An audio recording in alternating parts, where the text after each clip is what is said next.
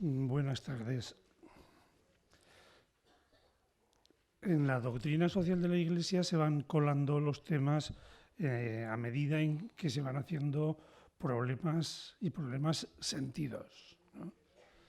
La revolución industrial tardó en entrar con toda su problemática del mundo obrero, de la justicia, del salario, del sentido familiar del trabajo, de la seguridad social, de la asociación libre de los obreros, etcétera, a medida que efectivamente la sociedad fue viviendo y sintiendo aquellos problemas. Con la ecología nos ocurre lo mismo a medida que hemos ido siendo conscientes del dramatismo en que ya empieza a situarse esta problemática, pues también la doctrina social de la Iglesia en los distintos documentos va poco a poco entrando. Benedicto XVI ya le prestó mucha más atención y finalmente, siguiendo las indicaciones de Oscar Wilson, pues ya también el mundo religioso se ha tomado muy en serio también esta problemática y el Papa Francisco ha dedicado nada menos que una encíclica a esta cuestión. Para conocerla un poco más de cerca, pues hemos pensado que era bueno.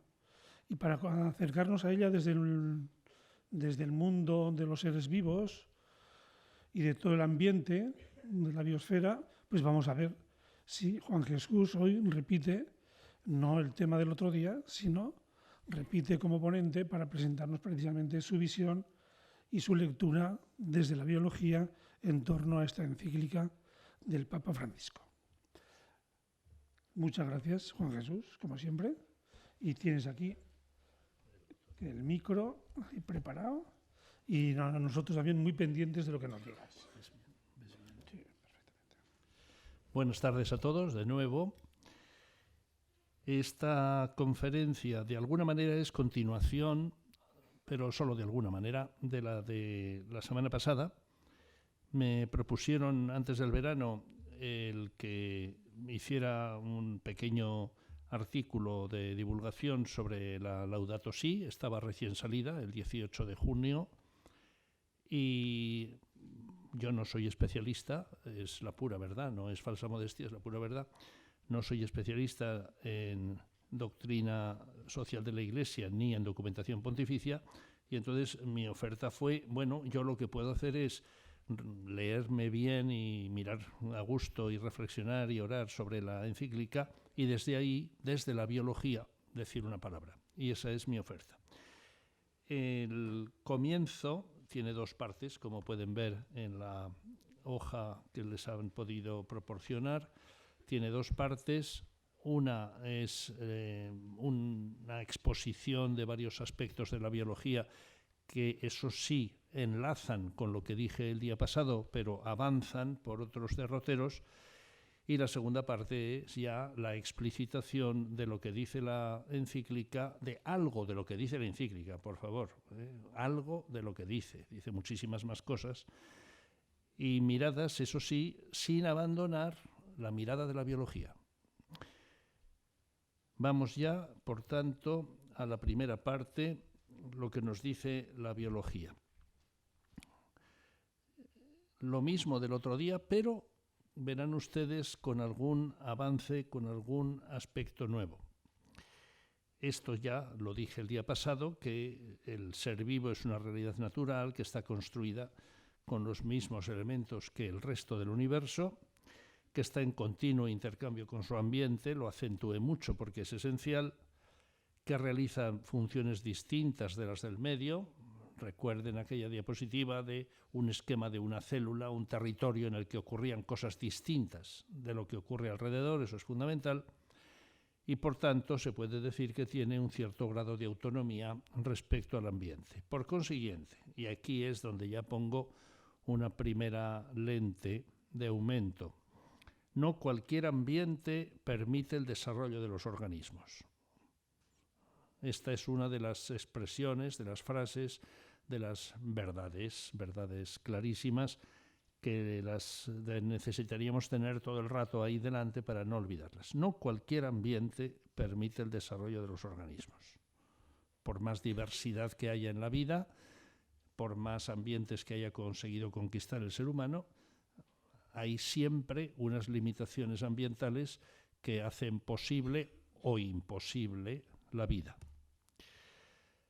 Por consiguiente, no cualquier cambio ambiental pueden superar los organismos. Hay cambios ambientales que causan la muerte.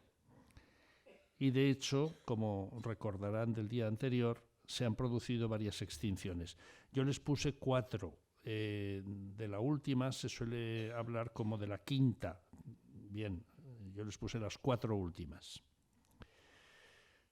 Una visión de conjunto de la biosfera, que va a ser la mirada biológica que hagamos hoy, nos dice que no existen monocultivos en la naturaleza. Casi se podría decir, y aquí hay personas expertas, que ni siquiera es posible conseguir un monocultivo. En una cápsula de Petri perfectamente aislada del resto, con un terreno de cultivo, es decir, en un recipiente de escasamente 12-15 centímetros de diámetro, ahí, en condiciones óptimas, se podría decir que sí se puede conseguir un monocultivo para hacer experimentos de una bacteria o de linfocitos o de lo que sea.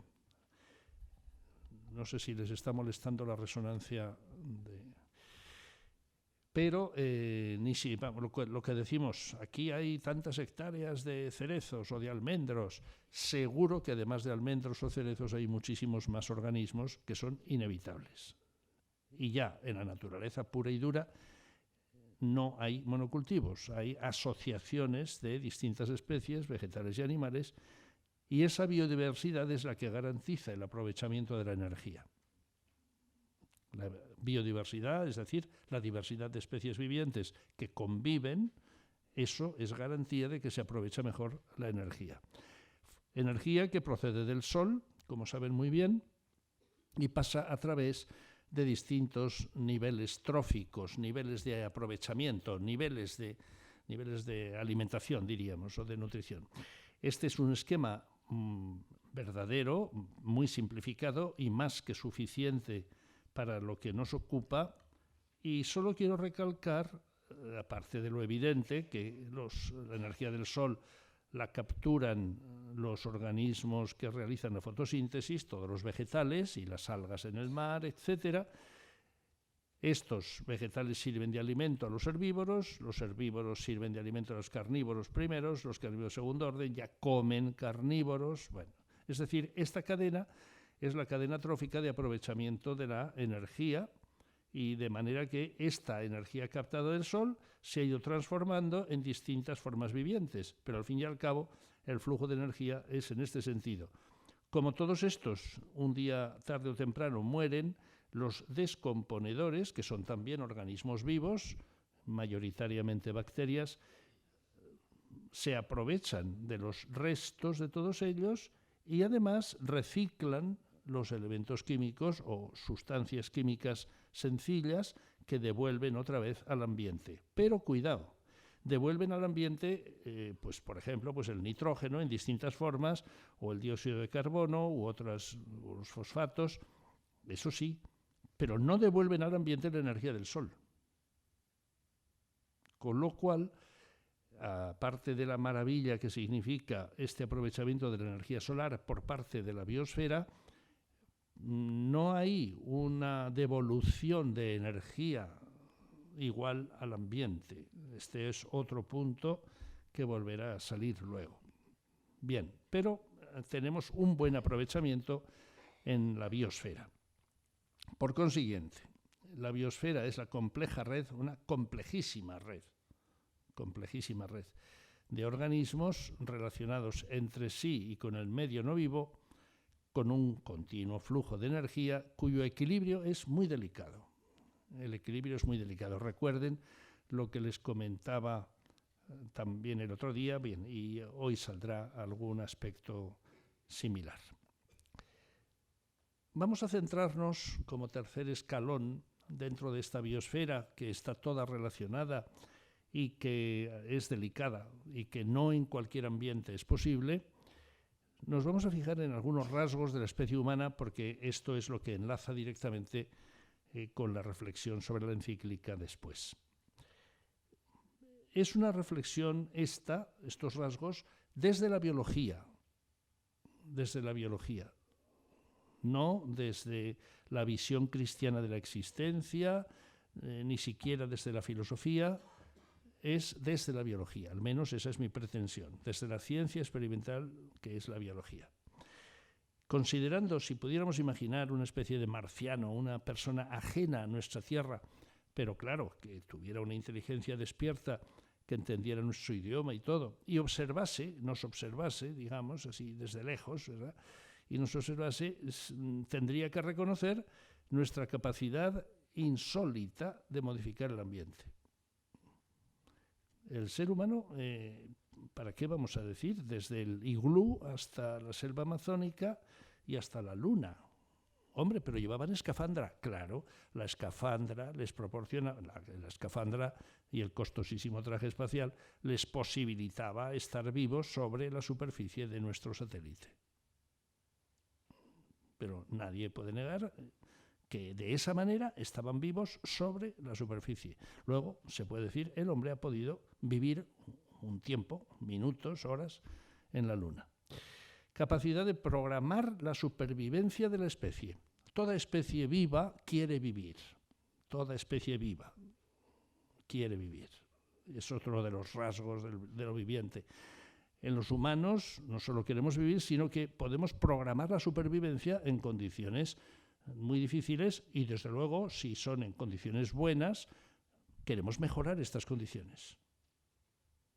Sin entrar ahora en consideraciones importantísimas y que vendrán luego de desigualdades sociales tremendas, pero mirando solo el hecho del comportamiento de la especie humana, vemos que la especie humana por sí misma, y mirando toda su larga historia, mejora sus condiciones de vida. La expansión poblacional es a nivel planetario y además esta misma especie es creadora de un lenguaje simbólico y de expresión cultural, incluida la filosofía y la religión. Insisto, esto es una mirada desde la biología nada más, no entra en juicios de valor. Constata que esta especie tiene esta conducta particular y que llega a estos niveles de pensamiento, de arte, cultura, religión incluida. Continuando con los rasgos, dada su intrínseca dimensión social, intrínseca, o nos asociamos o no podemos vivir. Un ser humano aislado no puede desarrollarse apenas. Los casos aquellos de niños que habían estado aislados en una selva y rescatados, se supone, a los 7, 8 años, lo que costó que desarrollara el lenguaje, etc. Bueno, pues es intrínseca en la dimensión social para nosotros y desde su interioridad, el ser humano ha expresado la valoración ética de su conducta. Desde su interioridad. Y todos sabemos que a un niño ya pequeñico no hay que decirle que se le ha engañado, se da cuenta de que se le engaña, se da cuenta de que se le trata injustamente. Él no lo sabrá formular, todavía, pero sabe que ha habido una injusticia. Y estos pares de contrarios nacen de nosotros.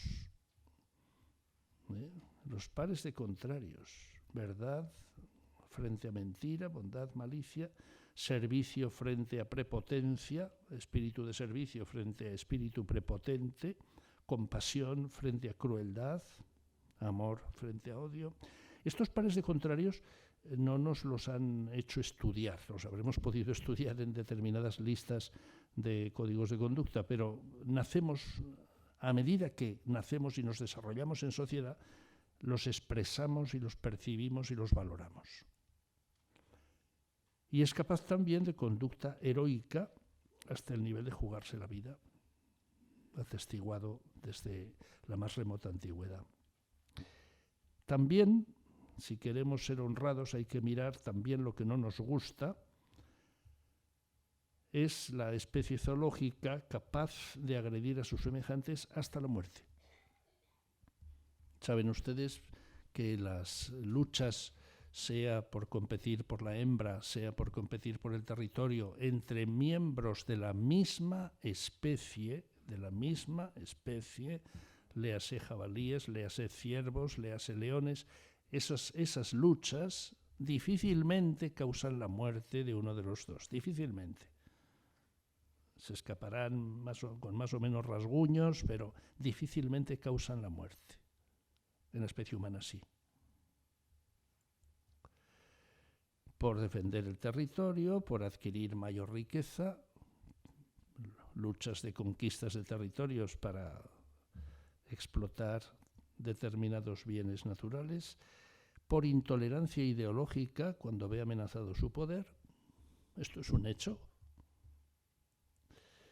Y esta depredación puede adoptar la forma no letal, no llegar hasta la muerte, pero que sigue siendo depredación, la forma de esclavitud, explotación de seres humanos, subyugación de personas a cambio de droga, de armas, de trabajos degradantes, está a la orden del día. Y todo esto son también rasgos de nuestra especie. Todos ellos, las 3 diapositivas juntas, porque si no haríamos una lectura sesgada e injusta. Y también, si miramos en conjunto esta evolución cultural, reconocemos un enorme progreso tecnocientífico, un progresivo respeto a los derechos humanos básicos, aumentando el sentido democrático de la convivencia humana en la sociedad política, también una desigualdad enorme de calidad de vida en las distintas subpoblaciones y la persistencia de conductas crueles y agresivas con los propios semejantes. Hasta aquí esta especie de radiografía desde la biología, insisto, desde la biología, incluyendo la etología, naturalmente, de nuestra especie. Por eso, desde la biología se podría decir esta definición, que tienen ustedes todo el derecho a discutirla después, pero vamos, yo creo que es suficientemente correcta. Desde la biología, no tengamos miedo a reconocer que somos mamíferos primates capaces de todo lo que ya he dicho y no es necesario repetir. Pasamos ya a la segunda parte. Les he dicho que eran acentos en la Laudato Si algunos, o sea, esto no es una conferencia sobre la encíclica del Papa, ha habido y habrá en Zaragoza otras sedes donde se impartirá ese tema, sino solo acentos sin perder de vista la mirada biológica. Esta presentación de la estructura de la Laudato Si es totalmente mía, o sea que no pido que les guste, por favor, ni que sea correcta, pero me parece, después de haberle dado bastantes vueltas, que los 6 capítulos que tiene se pueden organizar de esta manera. Esto sería un intento de guía de lectura de la encíclica de la Laudato Si, pero vamos, enormemente discutible. Los 2 primeros capítulos son sobre todo descriptivos de la situación actual ecológica en la Tierra y de lo que dice una mirada judeocristiana. Fíjense, judeocristiana, no solo mirada cristiana, ni solo judía, mirada judeocristiana de la creación. Por tanto, estos 2 primeros capítulos son sobre todo descriptivos de una situación y de una mentalidad que mira esta situación. De ahí viene el análisis de la crisis actual en la biosfera, la crisis ecológica que ya despunta por varios sitios. Además, ya se afina un posible diseño de actuación correcta frente a esta crisis, con estrategias para el cambio, y desemboca en la conversión ecológica, el capítulo 6, que es espléndido, ciertamente.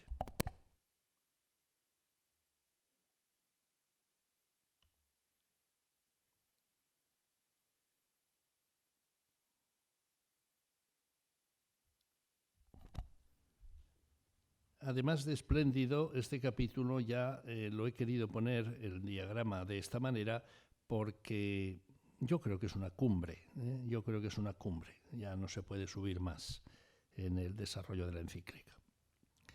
El punto de partida de esta reflexión sobre algunos aspectos de la encíclica, empiezo por aquí. El punto de partida sería un posible aumento de la conducta agresiva, que está más que demostrada. He apuntado dos posibles caminos de este aumento de la conducta agresiva. Uno, pues la destrucción nuclear masiva. Todos recordamos la época de la Guerra Fría y el miedo a que haya un desastre termonuclear, etcétera. Y también la forma de una selección racista de los supuestamente más aptos. El otro día ya dejé caer lo de supuestamente. No es que sean más aptos, es que según qué paradigma y según qué mirada dices, estos son los más aptos. A lo mejor te equivocas, pero bueno, con el consiguiente exterminio de los demás. Bueno, son posibilidades. Vamos a dejar si son muy probables, poco probables, pero son posibilidades reales. Lo mismo el endurecimiento de las fuerzas del mercado, que causaría, obviamente, un progresivo deterioro de poblaciones tercermundistas, claro, por la explotación de sus recursos naturales.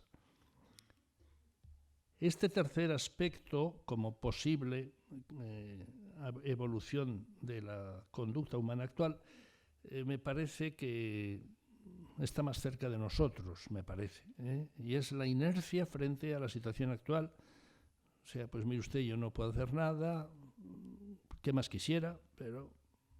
Y entonces nos cruzamos de brazos. Esto creo que nos toca más de cerca.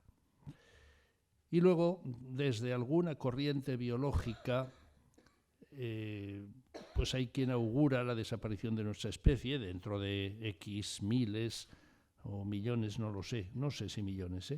El otro día un caballero preguntaba por qué pasaría dentro de 1 millón de años. Bueno, pues desde luego que no lo sabemos, pero hay quien lo augura, hay que dice, no, seguirán viviendo las bacterias, no se preocupe usted, las bacterias son las mejor adaptadas, eso es cierto, para poder sobrevivir en condiciones pésimas, pero la humanidad y otras muchas especies de mamíferos pues desaparecerán.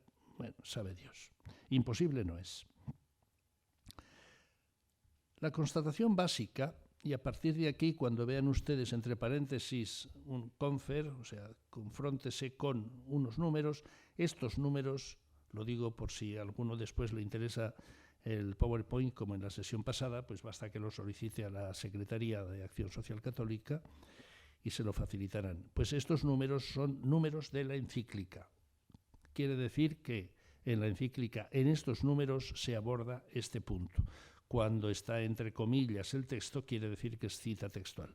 Pues bien, en estos números ya se dice, por parte del Papa, que el dato científico es indispensable.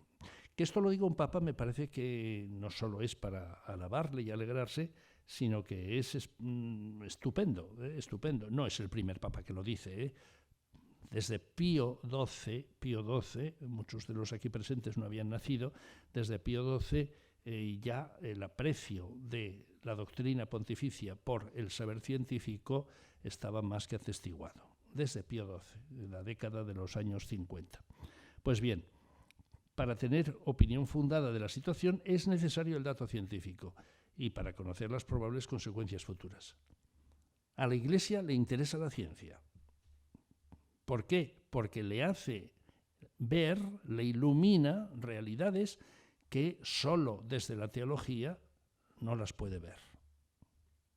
Y eso es un espléndido servicio a la humanidad. Ahora bien, con la misma verdad de lo que estoy diciendo, hay que reconocer que por sí solo no incluye el mensaje científico la dimensión ética. En la mirada biológica de la humanidad se observa que la humanidad en cuanto tal tiene dimensión ética. Eso sí que se observa. Pero desde la pura ciencia, la ética no existe. Ni existe Dios, ni deja de existir. La ética, mire usted, desde la pura ciencia. Otra cosa es desde el discurso humano de los científicos. Pero desde la pura ciencia no se incluye. Por consiguiente, con un solo análisis científico, y esto es lo que dice también en la encíclica el Papa, con un solo y puro análisis científico no saldremos de la crisis ecológica. Por consiguiente, me he adelantado a lo que iba a decir, la sola ciencia no es suficiente para decidir una actuación que mire al futuro. Y así en rojo para que no se nos olvide. Por tanto, hay que activar otros resortes de la persona, claro, otros resortes. Uno, que la Tierra y la biosfera y nosotros formamos un todo indivisible, que todos somos parientes, pero no solo entre humanos, sino con la realidad natural, con los bosques, con el mar, con todas las especies animales y vegetales. Somos parientes, no es una metáfora. No es una metáfora, no es poesía, aunque se puede hacer poesía sobre el hecho. Es una realidad científica, que somos parientes. Y también activar el sentido de justicia, solidaridad y compasión y la capacidad de amar a nuestros semejantes. Evidentemente, si no activamos estos resortes de la persona, pues es muy difícil, por no decir imposible, que con la sola y pura ciencia se alivie la situación crítica ecológica. También hay que tener presente en esta reflexión, y esto está en estos números, que lo contrasta también, el tema de dominar la creación. El tema de dominar la creación es consabido, lo hemos aprendido desde pequeños en el relato primero de la creación, y claro, a veces se ha podido exagerar o malinterpretar o derivar hacia otras consecuencias que ciertamente no son las que están en el Génesis. En el capítulo primero del Génesis aparece 2 veces esta expresión de procread y multiplicaos y henchid. Procread, multiplicaos y henchid. Y lo dice Dios, lo dice Yahvé, a los peces, se lo dice a los peces. Y las mismas palabras, procread y multiplicaos y henchid, en este caso la tierra, obviamente, se lo dice al ser humano. Y añade, sometedla y dominad en los peces, en las aves, en todo. Con lo cual, 2 veces aparece procread, multiplicaos y henchid las aguas o la tierra, una a los peces, otra al ser humano. Y en el ser humano añade lo de sometedla y dominad. No hay que discurrir mucho para ver en esta expresión, con este añadido, que lo que se está diciendo ahí como mensaje de palabra de Dios es que la especie humana tiene una dignidad única. Una dignidad única. Y es criatura de Dios, como son criatura de Dios los peces y los árboles y las musarañas, pero tiene una dignidad única y por consiguiente con ella no se juega. Y por eso tiene derecho de gobernar, de administrar la tierra. En este mismo tema de dominar la creación, y aquí ven ustedes que son citas textuales de la encíclica, y alude a una presentación inadecuada de la antropología cristiana. Es valiente, el Papa es muy valiente. Es valiente esta frase. Presentación inadecuada de la antropología cristiana. O sea, no es que desde fuera de la Iglesia alguien haya interpretado mal. No. Desde dentro ha podido haber interpretaciones inadecuadas que se han convertido en un dominio despótico sobre la creación, y eso no.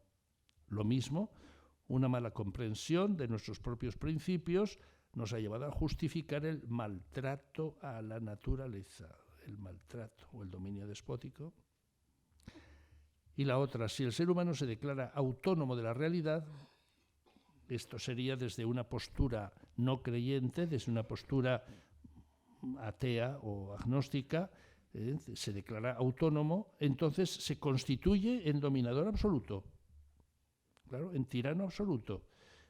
¿Por qué? Porque si niega a Dios, él se pretende poner en lugar de Dios, lo suplanta, y entonces ya provoca la rebelión de la naturaleza porque la puede maltratar hasta el extremo.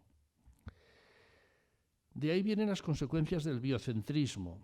Biocentrismo, palabra que aparece también aquí, en este número, y que se referiría a darle protagonismo total a lo puramente biológico, de manera que el hombre sería un mero producto del azar del proceso evolutivo, o sea, igualado a las demás especies. Es verdad que tiene rasgos peculiares, particulares, toda especie los tiene, pero bueno, es tan igual a los demás que no tiene por qué tener tanta relevancia. Y de ahí he aducido como ejemplo de esta postura la Declaración de los Derechos del Animal de 1978, está al alcance de todos ustedes en Internet, con estas frases. Todos los animales nacen iguales ante la vida y tienen los mismos derechos a la existencia. Todos los animales tienen derecho a la atención y cuidados y a la protección del hombre. Derecho. Y esos derechos deben ser defendidos por la ley como lo son los derechos del hombre. Estos son citas textuales. Son citas textuales.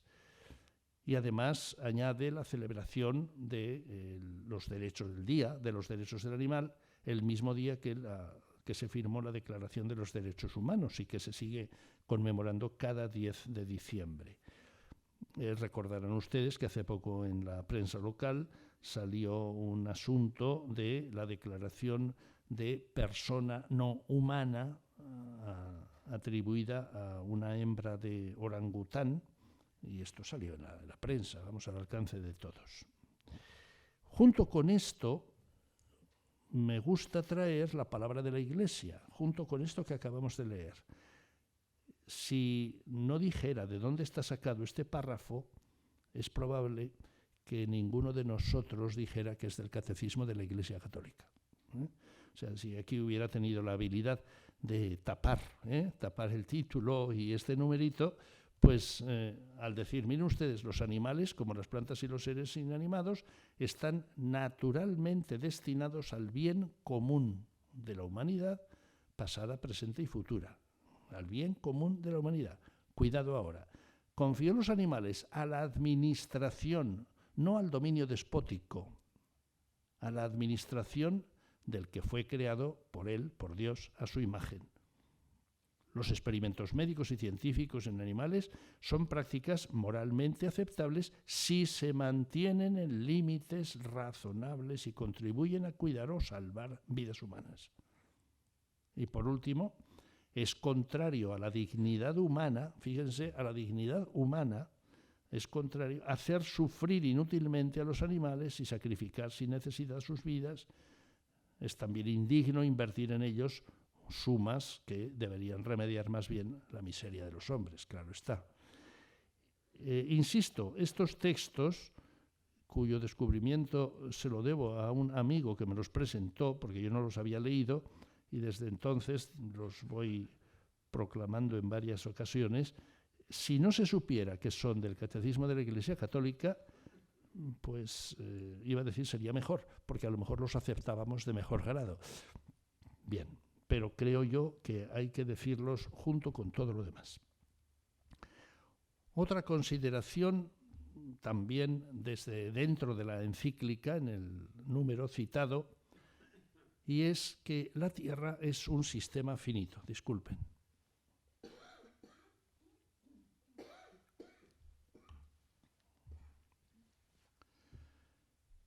Hemos visto ese esquema de los niveles tróficos, la cadena trófica, los eslabones de la cadena trófica que absorbe y recibe y aprovecha la energía del Sol, la va transformando, pero no la devuelve otra vez al Sol, sino que la expresa de distintas maneras. Bueno, pues ese sistema, si lo elevamos a nivel planetario, Es un sistema abierto, eso sí, abierto, desde luego, a la energía del Sol, pero es finito, no es infinito, no es infinito. Se acaba, se acaba. Y por tanto los ecosistemas que forman parte del planeta también son finitos. Eso sí, pero por lo menos reciclan la materia. Los ecosistemas reciclan la materia, como hemos visto en el esquema al que acabo de aludir. La industria todavía, hay que decir que ha mejorado muchísimo, y esto no es brindar un toro al sol, sino que es decir la verdad. Todavía no recicla, pero ya, vamos, sin salir de Zaragoza, tenemos ejemplos espléndidos que hace 20, 25 años no existían, de depuración de las aguas y de tratamiento de residuos de una manera verdaderamente buena. Pero todavía hay que seguir mejorando sin duda, porque el reciclado, y a nivel planetario, no digamos, a nivel planetario, bueno, todavía hay que mejorar muchísimo el reciclado de todo, de los residuos y tal. Todo esto que estamos en un sistema finito, pues obviamente tiene como consecuencia que la explotación de agua, pues hay que cuidarla muchísimo.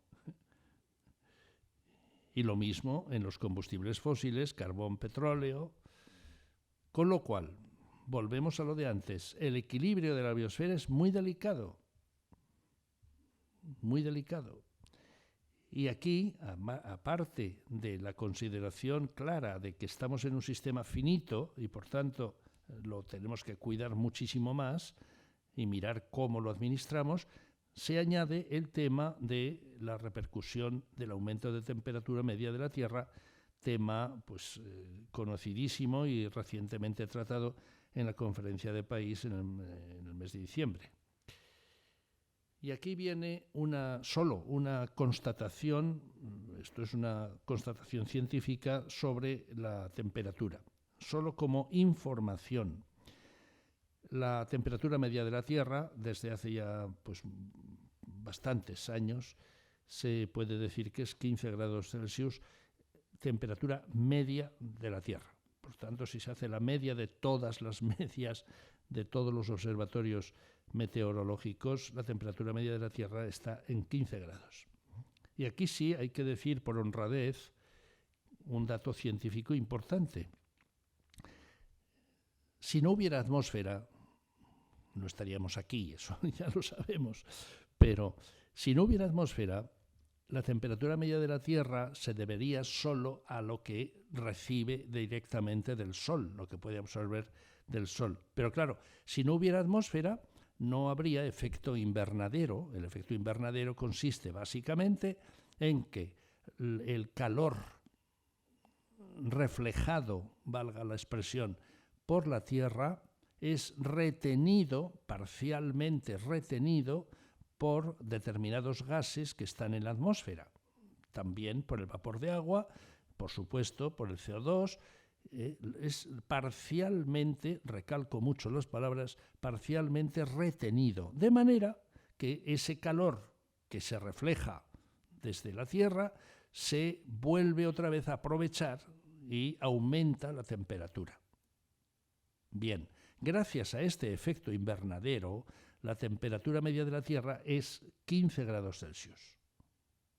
Si no hubiera atmósfera, no habría efecto invernadero. Por tanto, no habría recaptación del calor reflejado, sino que se disiparía al espacio y la temperatura media sería de 18 bajo cero. Temperatura media. No habría vida, ¿eh? O sea, digo para situar las cosas en su justo punto, ¿verdad? El efecto invernadero de por sí es el que hace posible que vivamos. Otra cosa es incrementar la proporción de gases que aumentan el efecto invernadero y entonces aumenta la temperatura media. Eso es otra cosa, pero el efecto invernadero de por sí está haciendo posible que haya vida en la Tierra. Esta salvedad, si quieren más aclaraciones luego y hasta donde yo llegue con mucho gusto, pero me parece que vale la pena decir las cosas por su nombre. como ejemplo anexo, la temperatura de la Luna, en la cual no hay atmósfera, pues fíjense ustedes, hay 260 grados de diferencia del día a la noche. 260 grados Celsius. Bien. Este gráfico, precisamente a propósito de la variación de la temperatura media de la Tierra, está suficientemente claro, pero si me lo permiten les indico algún pormenor. Los valores que tienen en el eje de ordenadas a la izquierda, estos valores, como ven, aquí hay un 0, luego, obviamente, -2, +2, +4, +6, +8. Este 0 no es 0 grados de temperatura, sino 0 grados de variación de la temperatura media. O sea, aquí podría haber un 15. Esta sería la temperatura media de la Tierra, 15 grados. Podría haber un 15, no lo hay, pero por eso pone un 0. ¿Para qué? Para destacar los efectos del posible aumento y también para destacar lo que ha sido la temperatura media hace, me pongo las gafas porque si no, no lo veo, hace 20.000 años, extrapolado a 20.000 años atrás. 20.000 años atrás ya había humanos, hacía tiempo. La especie humana, recuerden, tiene unos 100.000 años, o sea, ya habían pasado 4/5 partes de nuestra historia, ¿verdad? Pues hace unos 20.000 años la temperatura media sería 15 menos 2, 13, y aquí vamos a decir 1, pues 12 grados, 12 grados. Después esto responde a estudios serios, no a fantasías. Y después va ascendiendo con alguna fluctuación y se sitúa alrededor de 15 grados ya desde hace unos 10.000 o 8.000 años. Y aquí estamos en el momento presente, este es el año 2000, y aquí hay una especie de respingo de más o menos un grado. Claro, de esta manera me parece que se entiende bastante bien lo que significa el posible aumento y sus consecuencias de la temperatura media, y de ahí las advertencias que se nos están haciendo desde hace ya bastantes años y muy intensamente. Y ojalá todos los países se sumen a aliviar este peligro. Fíjense que con 2 grados más de aumento, o sea que pasase a 17 de temperatura media, ya los arrecifes de coral pues quedarían maltrechos. El hielo en el verano ártico disminuiría bastante, lo mismo los glaciares de los Alpes, donde dice Alpes pongan ustedes también Pirineos, Groenlandia, etc. Si sigue subiendo más, pues se van afectando otras realidades. Esta es una gráfica hecha por especialistas y por eso la estoy poniendo, porque me parece que es una gráfica seria y tal. Lo que quiero decirles es que esta gráfica la he sacado de la página web del Vaticano. Si hubiera dicho, esto lo he sacado, como está en inglés, de la Universidad de Yale o de Fordham, o yo qué sé, o de Harvard, todos se dirían, claro, esto, o de la Smithsonian Institution o Massachusetts. No, esto es de la página web del Vaticano. Y esto lo expuso una de las personas, un especialista obviamente, que presentó la encíclica el 18 de junio. La presentación de la encíclica la hicieron varias personas. Por supuesto, el cardenal que le correspondía, después el metropolita de la Iglesia Ortodoxa, por tanto no católico, después un especialista en el clima, otro cuyo nombre no recuerdo, y una maestra de barrio de Roma. Una maestra de barrio de Roma. Esas fueron las personas encargadas de presentar la encíclica. Y cada una de ellas tuvo sus palabras que las pueden ustedes recoger en la página web, están publicadas. Y una de ellas, especialista en el clima, entre otras cosas, presentó esta gráfica. Creo que hay que felicitarse que en la página del Vaticano, en la presentación de la encíclica, haya una gráfica científica de este calibre. Las constataciones y la llamada profética del Papa es clarísima. Bueno, esta afirmación no, vamos a ver, esta afirmación es suavísima,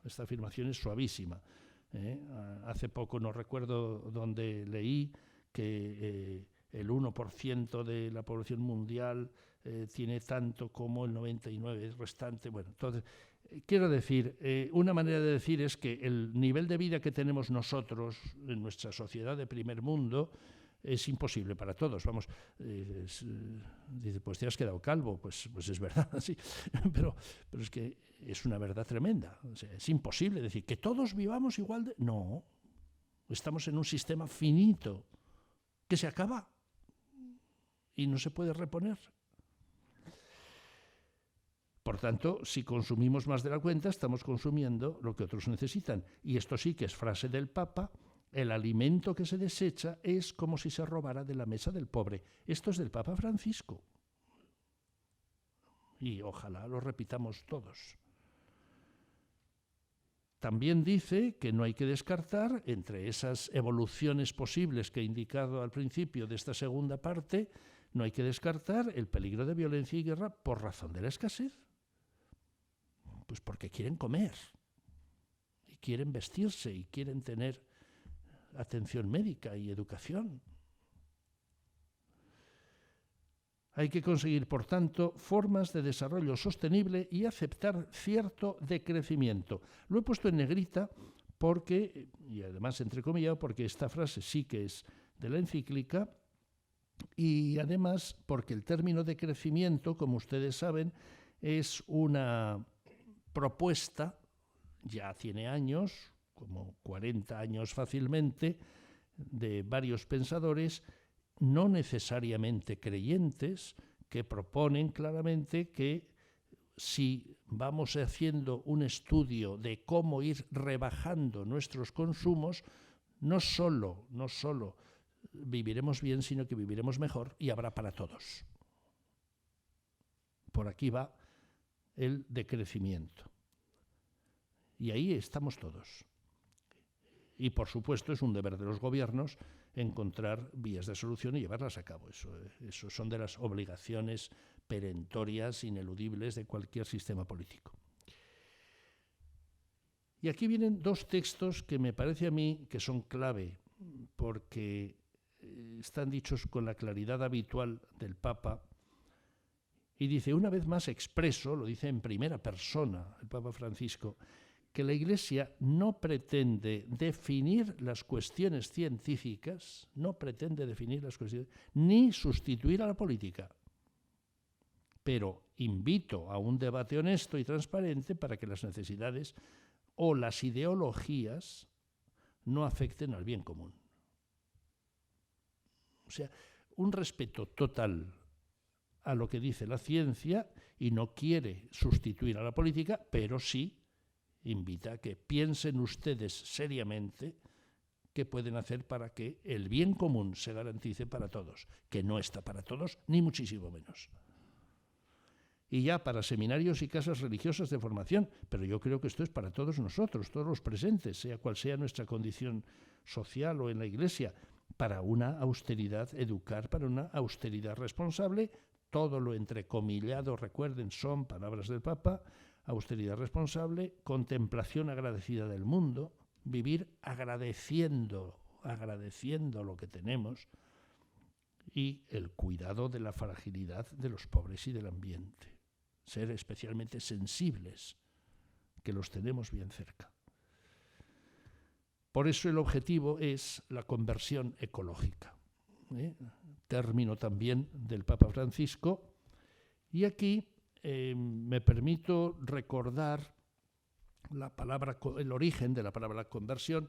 La palabra conversión evidentemente es latina, pero cuando aparece en los evangelios, concretamente en boca de Juan el Bautista, convertíos, cambiad vuestras vidas, cuando va predicando el bautismo de penitencia, anunciando la venida del Mesías, pues esta metanoia significa un cambio de mente, cambio de mentalidad. Y también se puede tomar, me permito una cierta libertad de interpretación, podemos tomarlo como volverse hacia quien se le estaba dando la espalda por desavenencia. Esta interpretación del término conversión, aparte de que personalmente me satisface, se refleja en muchos salmos y en muchos textos de profetas, esas frases de vuélvete y míranos, no nos des la espalda, Señor, vuélvete, míranos de cara. Cuando uno está enfadado no quiere mirar a la cara. Y de ahí el sentido de reconciliación y de cambio hacia una postura vital mejor. Vivimos muchas veces encerrados en nuestro bienestar y de ahí, de este estar encerrados en el bienestar, viene la insensibilidad, viene la inercia. Seguirme usted, yo no puedo hacer nada. Y el Papa nos anima a gestionar la tierra de un modo más acorde con siempre lo mismo, la dignidad de la persona humana. El gozne, la bisagra, el punto de apoyo de todo el discurso siempre es defender la dignidad de la persona humana, individual y socialmente considerada. Persona humana individual y socialmente considerada. Por eso, esta conversión ecológica, para llevarla a cabo, no bastan doctrinas e ideologías. Es indispensable una mística. A base de sermones, a base de conferencias, a base de insistir, a base de reglamentos, a base de normativa, no se consigue. Hay que mover el corazón y desde dentro de cada uno. Y por eso dice, y aquí sí que toda la cita es textual, que la espiritualidad, fíjense por favor, no está desconectada del propio cuerpo. No está desconectada del propio cuerpo, ni de la naturaleza o de las realidades de este mundo. Se vive con ellas y en ellas, en comunión con todo lo que nos rodea. Vivir la vocación de proteger la creación no es algo opcional, es algo sustancial en la experiencia cristiana. Me parece maravilloso y me parece espléndido que se diga tan claro por un papa. Y claro, volvemos a lo del decrecimiento, hay un modo alternativo y gozoso de entender la calidad de vida. Se trata de la convicción de que menos es más, o sea que con menos podemos vivir maravillosamente y a lo mejor desarrollando más cualidades humanas que las tenemos un poco amordazadas. Y ya en la conversión ecológica, las últimas pinceladas, volvemos a la conciencia de un origen común, lo que les decía antes, todos somos parientes con toda la creación, con todo el universo, una pertenencia mutua, futuro compartido por todos, lo queramos o no, nos guste o no nos guste, el futuro lo vamos a compartir entre todos, nos guste o no.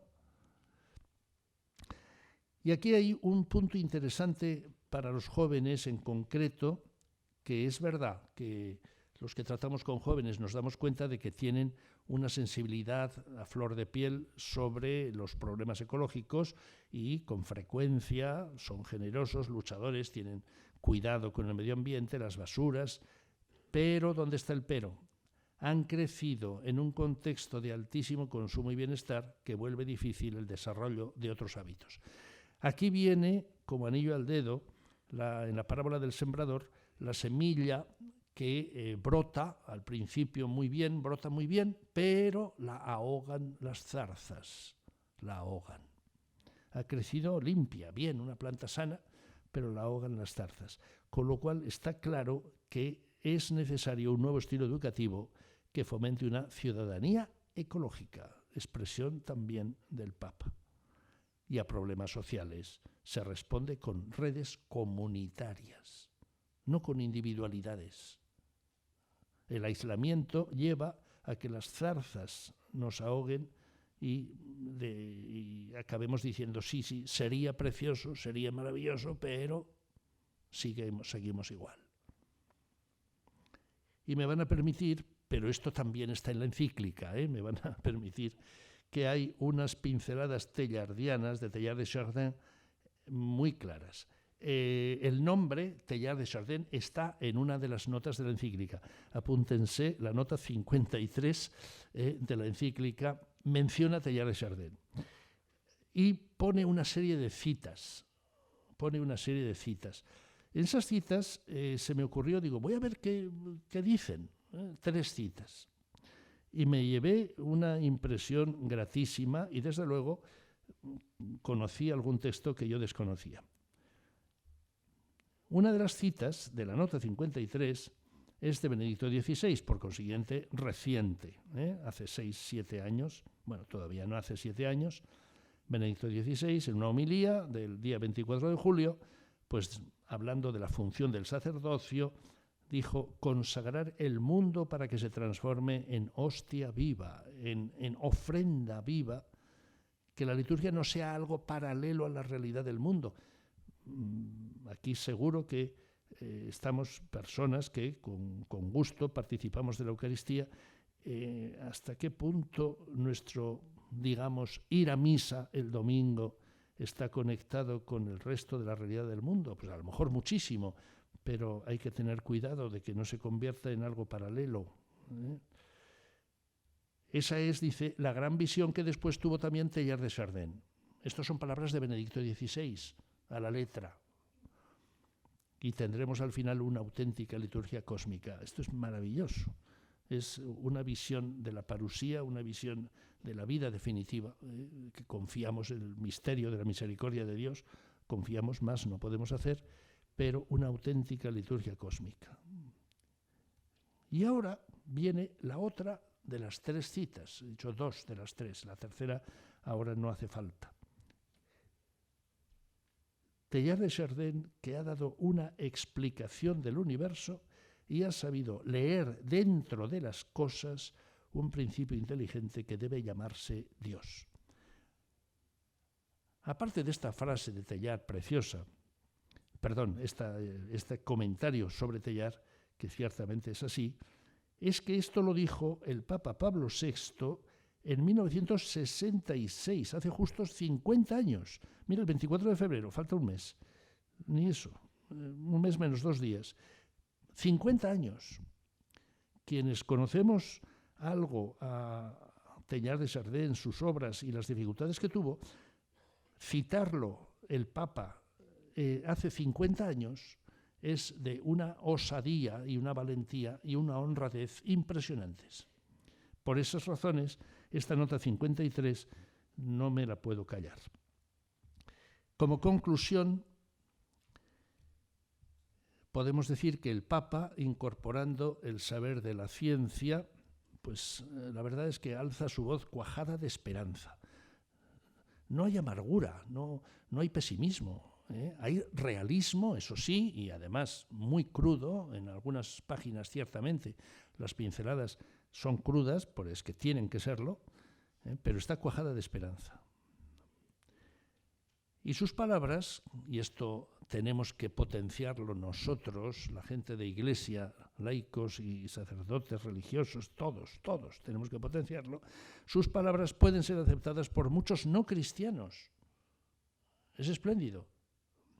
No hace falta ser cristiano, no hace falta ser creyente para aceptar lo que dice el Papa, porque está cuajado de razón. Y esto es posible porque el cristianismo es la propuesta de existencia humana comunitaria inaugurada por el Señor Jesús. Es una propuesta de existencia humana. Es mucho más que una mera religión. Es mucho más que una mera religión. Claro que tiene una dimensión religiosa el cristianismo, claro que sí, pero es mucho más. Es una propuesta de existencia humana comunitaria, esencialmente comunitaria, e inaugurada por el Señor. Y no nos exime, a ninguno nos exime de la tarea de cuidar y mejorar la tierra en que vivimos. Y la gracia de Dios, que es su ayuda gratuita al hombre, supone y se apoya en la naturaleza. Por eso lo material es lugar de acceso a Dios. Acabamos de leer que la espiritualidad es inseparable tiene que tener en cuenta el propio cuerpo. Lo acabamos de leer. Esto es. Y por tanto es terreno de desarrollo de una vida que sea, ojalá, ojalá un día digna para todos. Muchas gracias.